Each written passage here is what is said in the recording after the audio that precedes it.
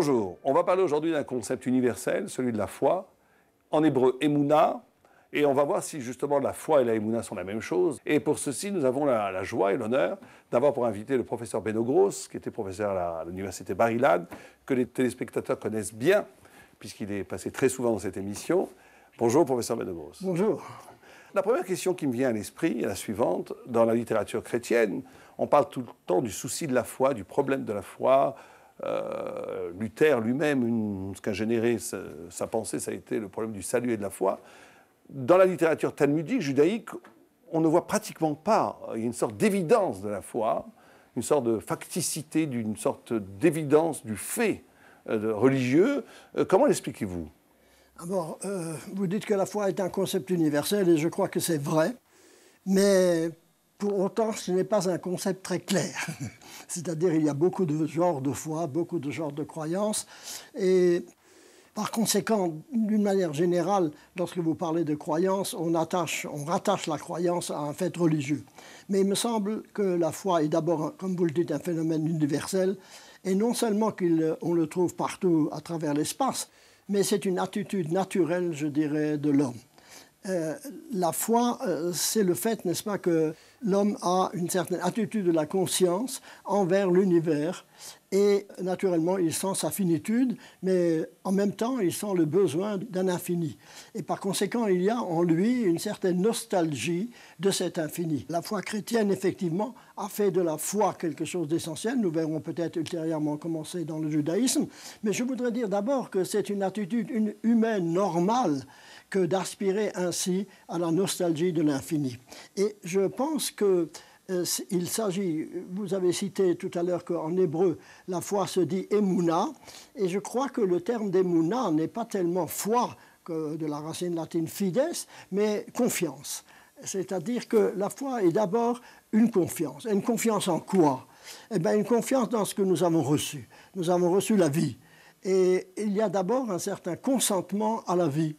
Un certain consentement qui doit être plus ou moins conscient, si je puis dire, mais qui fait que nous sentons en nous un certain besoin d'aller au-delà. Eh bien, ce besoin, il est chez tous les hommes, et je dirais, pas seulement chez les hommes, mais vous le trouvez également chez les enfants, chez les animaux. Je vous donne un exemple. L'enfant fait un premier pas. Il n'est pas sûr qu'il ne va pas tomber. Eh bien, ce premier pas est toujours une confiance en lui-même qu'il peut faire ce pas. L'oiseau qui commence à voler, eh bien là également, l'oiseau, la maman le soutient, mais malgré tout le soutien, il faut qu'il ait lui-même la conscience, je dirais, la confiance de fait qu'il pourra arriver à voler. Donc la foi est d'abord cette confiance que si la vie nous est donnée, du moment qu'elle nous est donnée, eh bien, il y a une certaine possibilité de l'exploiter. Et c'est cette confiance de l'exploitation que je crois est la première signification véritablement de la foi. Il est intéressant de noter à ce sujet que le mot Emouna en hébreu est de la même racine que Amon, c'est-à-dire l'artisan. L'artisan également, qu'est-ce que c'est ? Eh bien, c'est l'homme qui sent en lui une possibilité créatrice. Et cette possibilité créatrice, il essaye de la réaliser, tout en n'étant pas certain qu'il va la réaliser.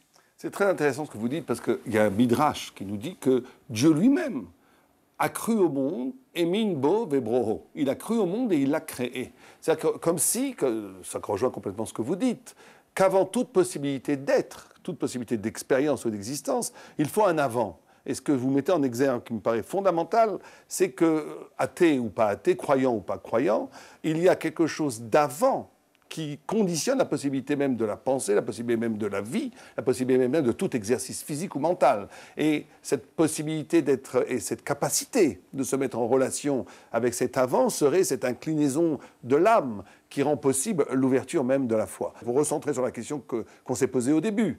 Comment se fait-il que dans la tradition judaïque, on n'a pas de grands rabbins ou même de simples juifs, qui est véritablement de problème avec la foi, une sorte d'évidence du contact avec Dieu, avec l'éternel, avec la chose spirituelle. Je pense que c'est dû aussi à un avant historique, mais aussi métaphysique, qui est la facticité du don au mont Sinaï. Parce que cette croyance s'inscrit dans une expérience biblique, métaphysique, de la révélation sur le mont Sinaï, il y aurait une sorte d'inscription dans la mémoire collective, dans la psyché judaïque, on va dire, du juif, d'une évidence de la proximité de Dieu. Je crois que cela provient d'un fait essentiel en ce qui concerne l'attitude juive. Je dirais que celle-ci est d'abord collective avant d'être individuelle. Le problème essentiel, me semble-t-il, que le judaïsme pose, c'est celui de la réalisation d'une société suivant des normes de justice et de droit. Et par conséquent, ce qui intéresse en tout premier lieu le judaïsme, c'est la manière dont cette société peut être réalisée.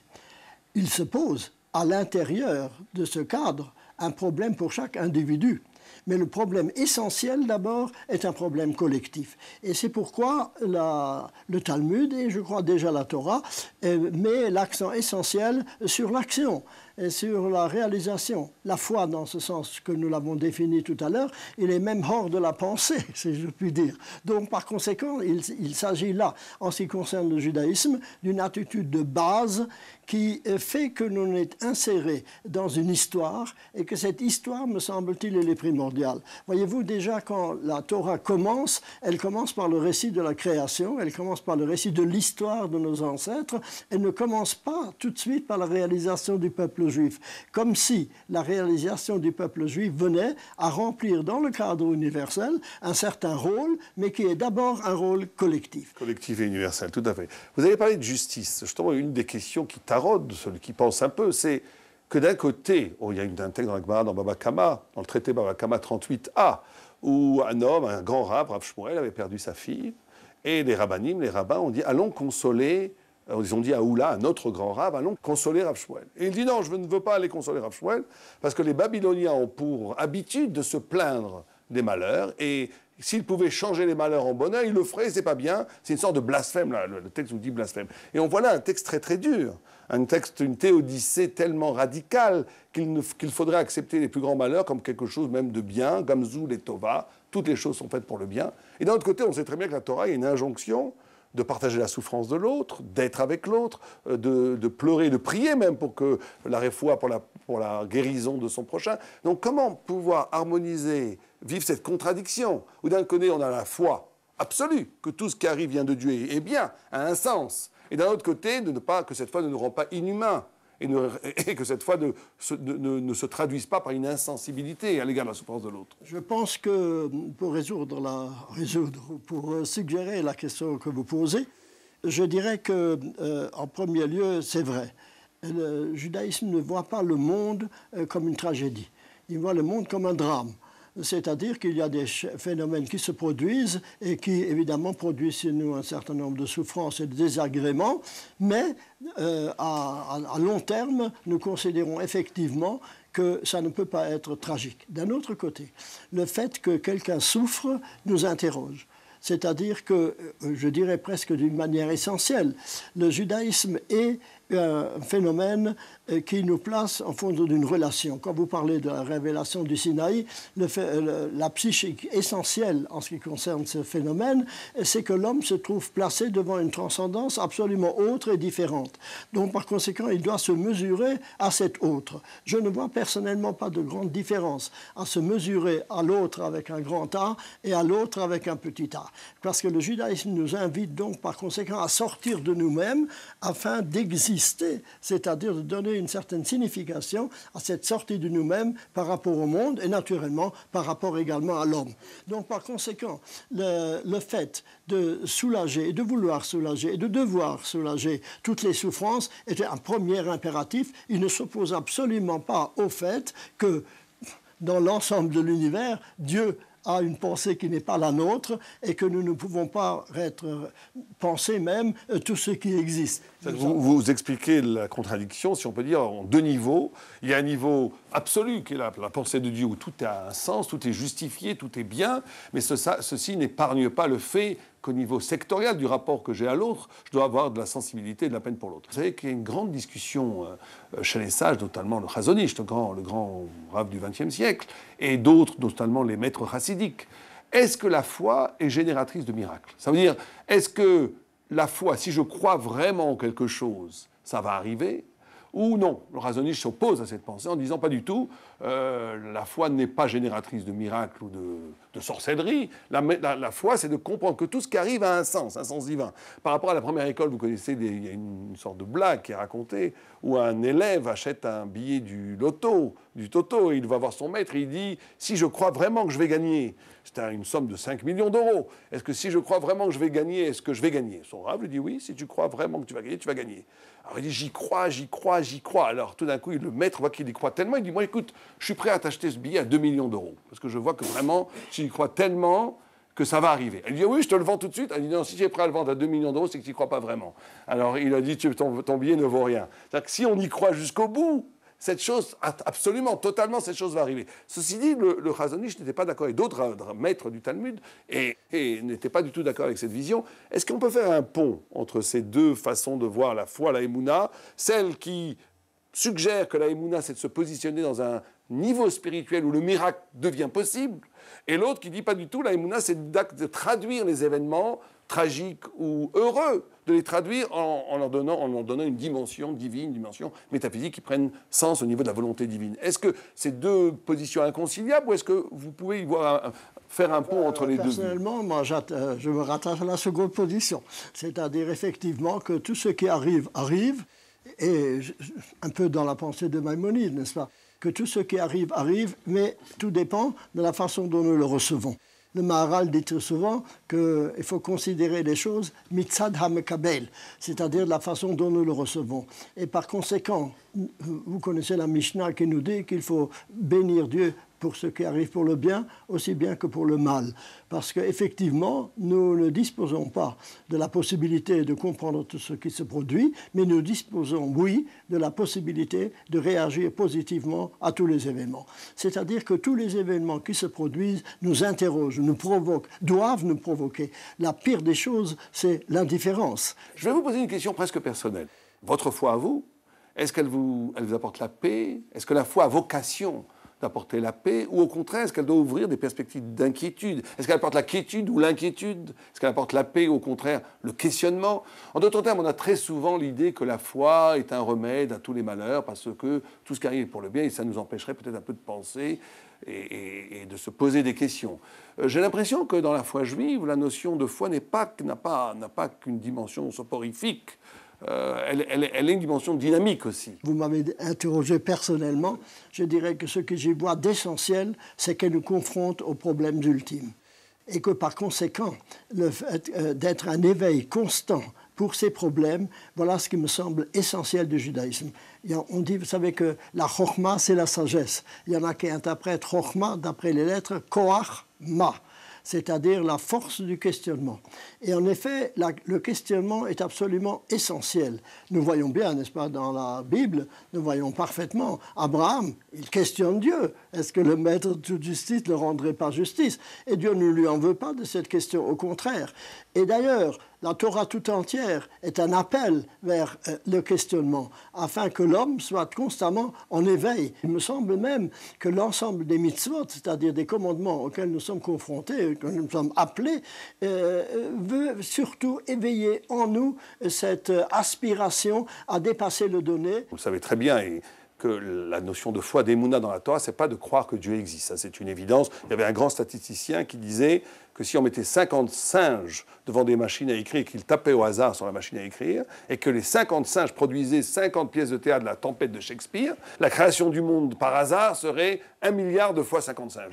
Donc ça m'apparaît une évidence logique que Dieu a créé le monde. Donc la émouna, le mérite de croire, c'est pas tellement de croire que Dieu existe, c'est de croire, c'est de émouna, comme vous avez dit, confiance, c'est de mettre sa vie dans les mains de Dieu. C'est-à-dire d'être capable, pas simplement intellectuellement, conceptuellement, de savoir qu'il y a un créateur et que c'est logique, mais de traduire cette croyance ou cette évidence logique en acte de tous les jours. Ça veut dire, comme vous l'avez dit très justement, être capable de traduire cela par une existence de justice, de bonté et de droiture.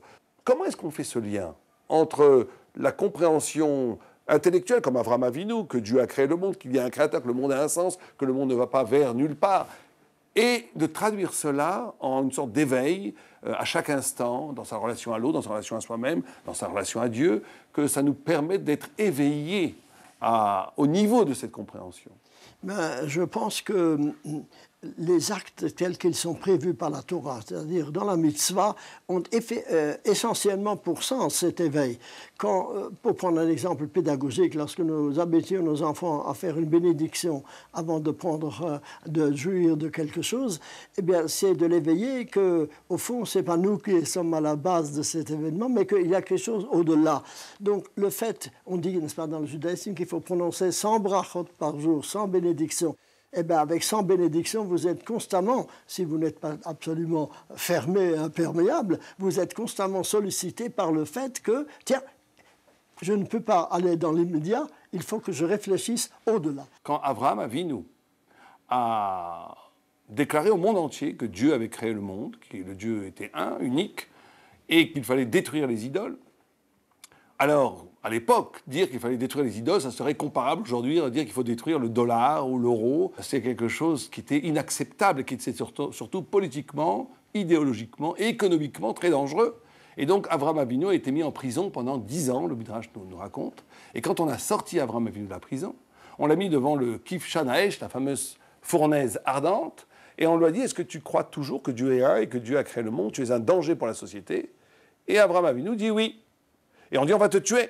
Et il dit, c'est pas grave, tuez-moi, je garde ma foi, je garde cette vérité, je la dis. Et à ce moment-là, le Midrash nous dit une chose extraordinaire, qu'Abraham Avinu aurait dit, En manik babira. Il n'y a pas de directeur, quand vous travaillerez manig, il n'y a pas de patron dans l'univers. C'est-à-dire que Dieu a créé le monde, mais il ne s'occupe pas de ce qui se passe ici-bas. Pourquoi Abraham se dit une chose pareille?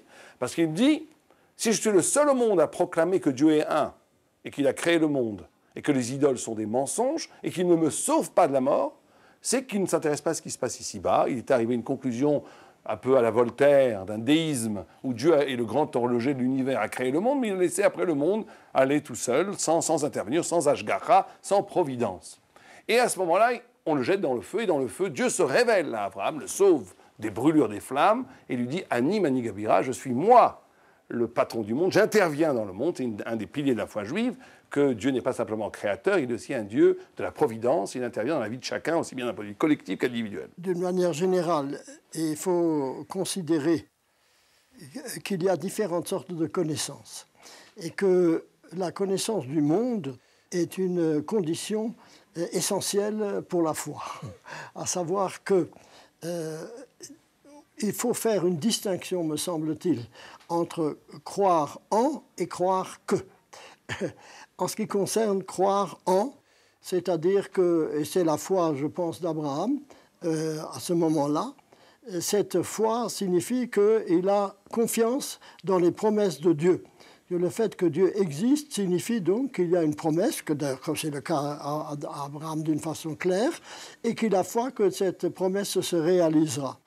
Et d'autre part, il y a la nécessité, pour que le monde puisse exister, il faut qu'il y ait des lois qui rétablissent le monde. Et par conséquent, la connaissance de cette réalité terrestre, je dirais, est indispensable pour avoir une véritable foi. Elle n'est pas une contradiction avec le fait, n'est-ce pas, de croire en Hakadosh Baruch Hu, en Dieu, et par conséquent que cela l'élève au-dessus de toutes les contingences. Mais ces contingences existent tout de même. Et par conséquent, elles existent, je dirais, sur un autre niveau. Il y a donc deux niveaux. Il y a un niveau de connaissance, je dirais, immanente du monde, et il y a un niveau de connaissance qui dépasse la connaissance immanente du monde et nous met en rapport avec un autre monde. Et c'est un postulat que nous posons. Je veux dire qu'il n'y a de véritable connaissance que s'il y a également un postulat à la base. Il n'existe pas de connaissance qui n'est pas un postulat à la base. Et l'important, c'est comme en mathématiques, quel postulat est valable? Celui qui est fécond, c'est-à-dire qui nous permet d'avoir des conclusions, non seulement sur le point de vue logique, mais également sur le point de vue existentiel.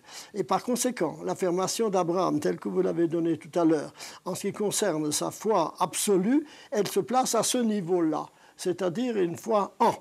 Mais, ceci étant, il y a une connaissance que, et cette foi n'est pas irrationnelle, mais elle consiste à se poser constamment des questions et à essayer de donner des réponses par rapport à ce postulat de base. Et toute étude qui est faite à partir des données du savoir, c'est que toute connaissance est référentielle. On ne peut pas connaître quelque chose si on n'a pas une connaissance première qui me permet d'aborder, d'appréhender la deuxième connaissance. Et celle-ci est posée, mais n'est pas absolument, puisque ce n'est que par la suite que nous pourrons la justifier, ou au contraire... Alors justement, la grande question, c'est que si toute connaissance, comme vous le dites, est référentielle, on pourrait presque imaginer que si un objet nous venait d'une planète qui n'aurait aucun rapport avec nos références, qui n'aurait pas donc, ni d'espace, ni de volume, n'obéirait pas aux lois géométriques, on ne serait incapable de le voir. On ne le verrait même pas. Il serait là, mais on ne le verrait pas. Puis on n'aurait pas les ustensiles intellectuels pour l'appréhender. Donc toute connaissance est référentielle. Alors il faut se poser une grande question, c'est quelle est la première connaissance ? Ça veut dire que puisque toute connaissance est référentielle, quelle serait la première connaissance qui nous permet d'enchaîner la chaîne justement des connaissances? Alors ce serait peut-être justement cette foi inhérente à l'homme. Oui, je dirais, vous dites la foi inhérente à l'homme, je dirais la confiance dans le fait que si cela est un univers, je dirais créé, eh bien à ce moment-là, il n'est pas absurde. Donc il y a quelque chose à connaître. En effet, n'est-ce pas, lorsque le savant entre dans son laboratoire, il ne sait pas ce qu'il va trouver, mais il pense qu'il y aura quelque chose à trouver. Et par conséquent, cette première démarche, à savoir qu'il y a une base à la connaissance, et il y a une possibilité de connaître le monde, vous savez qu'Einstein disait, ce qu'il y a de plus étonnant, c'est que le monde soit compréhensible. Eh bien, pour lui, c'était effectivement étonnant. Pour nous, me semble-t-il, ce n'est pas étonnant que le monde soit compréhensible. Parce que Dieu est rationnel dans ce sens et que le monde qu'il a établi obéit à certaines lois. Et par conséquent, ces lois, pour nous, ces lois de la science même, eh bien, ce sont une sagesse divine que nous découvrons dans l'univers. Ce que vous dites est très fondamental dans la mesure où vous prenez aussi, je ne sais pas si vous en rendez compte, le contre-pied de toute la modernité qui pense que le concept, l'idée, le savoir est un processus deuxième. Ça veut dire que c'est l'homme qui génère le savoir, et c'est la fameuse phrase, l'aphorisme de Sartre, l'existence précède l'essence, ça veut dire que c'est l'existence qui va générer de l'essence, mais l'essence n'existe pas en soi. Vous prenez le contre-pied de cette pensée en disant que non, il existe avant même la gestuelle intellectuelle de la connaissance, avant même la connaissance, il existe déjà une organisation de connaissance objective qui existe, dans laquelle l'homme est confronté, qui va permettre le déclenchement du savoir. Naturellement, il y a à la base de la philosophie, il y a une pré-philosophie. Et c'est ignorer, je crois, les fondements même de la logique et de la réflexion scientifique d'une façon générale, que de vouloir supprimer cette pré-philosophie qui est la base même de la philosophie. Vous rejoignez le verset puisqu'il est écrit « Réchit Chochma Irat Hashem ». Le réchit, l'irruption première, je n'aime pas le commencement, je pense qu'il faut le traduire. Réchit, il y a une notion d'irruption. L'irruption première de la connaissance, c'est la crainte de Dieu. Alors justement, est-ce qu'on pourrait définir la relation entre une capacité de générer une forme d'intelligence qui serait différente de l'intelligence scientifique ou même philosophique, et qui serait justement tributaire d'une crainte de Dieu, ça veut dire d'une conscience pré-rationnelle qui va modifier la notion même, la texture même de cette rationalité. En d'autres termes, je veux une question plus simplement. Est-ce qu'un homme qui a la foi, un homme qui s'inscrit dans une logique de la révélation, une logique d'un rapport à Dieu, va développer une intelligence différente et peut-être supérieure à celui qui va partir à partir des données du monde en obstruant complètement tout rapport à la foi? Est-ce que vous pensez qu'il y a une différence de qualité d'intelligibilité? Je crois qu'il y a différentes sortes de rationalité, disons plus exactement, mais qu'il n'y a pas une seule rationalité. Et par conséquent, cette compréhension dont vous parlez de l'homme de la Torah, d'une façon générale, à mon sens, elle n'est pas moins rationnelle que l'autre, mais elle se fonde sur un postulat différent de départ. Et ce postulat différent de départ est que pour le savant, eh bien, il n'y a que le monde du donné immanent qui existe, alors que pour l'homme religieux, en particulier ici pour l'homme juif, je dirais, il y a la base de la Torah. Et pas tellement, n'est-ce pas, d'une révélation abstraite, je dirais, mais d'une base scripturaire qui contient en elle-même les ressources de la compréhension du monde. Le Maharal disait, par exemple, cette formule me plaît beaucoup, que la Torah, c'est l'ordre du monde, Seder HaOlam, c'est l'ordre du monde. Et par conséquent, c'est l'ordre du monde Ce n'est pas l'ordre scientifique du monde. L'ordre scientifique du monde, l'homme peut, par sa propre intelligence humaine, peut et doit, à mon sens, le réaliser, et le réaliser le mieux possible, suivant les données de l'espace et du temps dans certaines circonstances. Mais il y a une autre connaissance du monde qui dépasse cette connaissance-là, qui est d'un autre ordre, qui ne s'oppose pas à la première, mais qui est, je ne dirais pas parallèle, mais qui est supérieure effectivement à celle-là, parce qu'elle nourrit une partie de l'homme qui est, Freud dirait l'inconscient, je dirais qui est sa base de l'âme, qui est sa base profonde, et qui lui permet de se réaliser totalement, non seulement dans le sens de son esprit, mais également de sa dimension spirituelle tout entière. Il me semble qu'il y a une erreur très fondamentale qui me frappe toujours, c'est de considérer que l'intellectuel, c'est le spirituel. Non. L'intellectuel, c'est une certaine manière d'appliquer sa raison aux réalités du monde. Mais le spirituel, c'est autre chose. Le spirituel, c'est ce qui nourrit notre âme. Et il y a dans l'homme une dimension spirituelle et une dimension matérielle. Je dirais que la connaissance de la science est une connaissance matérielle. C'est-à-dire qu'elle s'applique aux réalités du monde et il est absolument nécessaire, à mon sens, de s'y confronter. Mais cela n'est en aucun cas une opposition à l'autre. Au contraire, ce sont des compléments. Et en ce qui me concerne personnellement, je suis ravi de pouvoir dire que ces deux plans sont parallèles et peut-être se rejoignent à l'infini. Est-ce qu'on ne pourrait pas essayer de trouver une sorte de dialectique? En d'autres termes, est-ce que vous, personnellement, par exemple, l'expérience de la foi, la Emouna, vous a obligé à penser des choses auxquelles la réponse aurait été toute faite s'il n'y avait pas l'exigence de la foi? J'ai été élevé dans une famille extrêmement traditionnaliste. Et donc, dans une foi, je ne dirais pas celle du charbonnier, mais enfin celle qui était acceptée d'une façon sociale totale. Et en faisant des études de philosophie, alors naturellement, je me suis heurté constamment à des systèmes qui semblaient très opposés au système juif. Mais quand j'ai dépassé cela, en essayant de voir qu'il s'agit de deux niveaux différents de connaissances, eh bien, ça a enrichi à la fois ma conception philosophique et encore davantage ma conception religieuse. Je pense que le judaïsme a inventé une formule extraordinaire où il y a en même temps une démarche très rigoureuse intellectuellement, presque philosophique, de l'interrogation, mais qui est soucieuse de ne pas l'oubli de l'origine de la possibilité même de penser, qui vient du choc de la révélation. Je dirais, en résumé, n'est-ce pas, que le paganisme est essentiellement une difficulté de sortir des limites du monde. On a l'habitude de considérer le paganisme comme étant un polythéisme, et naturellement c'est vrai, mais l'essentiel, c'est cette incapacité de dépasser les limites du monde. Or, l'étude de la Torah, en ce qui me concerne personnellement, elle me sort constamment, n'est-ce pas, des données du monde. Et en entrant ainsi, même à travers les mots et à travers l'exégèse, eh bien, vous avez quelque chose qui finit par ouvrir une lumière qui vous sort des réalités du monde, et c'est la joie de l'étude. Vous savez que ce que vous dites, c'est formidable, parce que ça a été ce qu'on appelle la pensée du retour, une sorte de teshuva, de retour au judaïsme, de tous les penseurs allemands, judéo-allemands. Hermann Cohen a basé toute sa réflexion à la fin de sa vie sur ce phénomène-là, où il a constaté justement qu'il y avait que la pensée philosophique, quand elle est enfermée dans l'être, elle est condamnée à la violence et que cette évasion hors de l'être qui permet justement de retrouver l'autre, la souffrance réelle de l'autre. Et Rosenzweig, Emmanuel Levinas et énormément de penseurs juifs ont été dans ce sens-là. Et on finira donc avec cette note en vous remerciant. Avec cette possibilité de s'évader du monde, c'est en même temps l'intelligence, la foi et le bonheur d'être juif. Merci.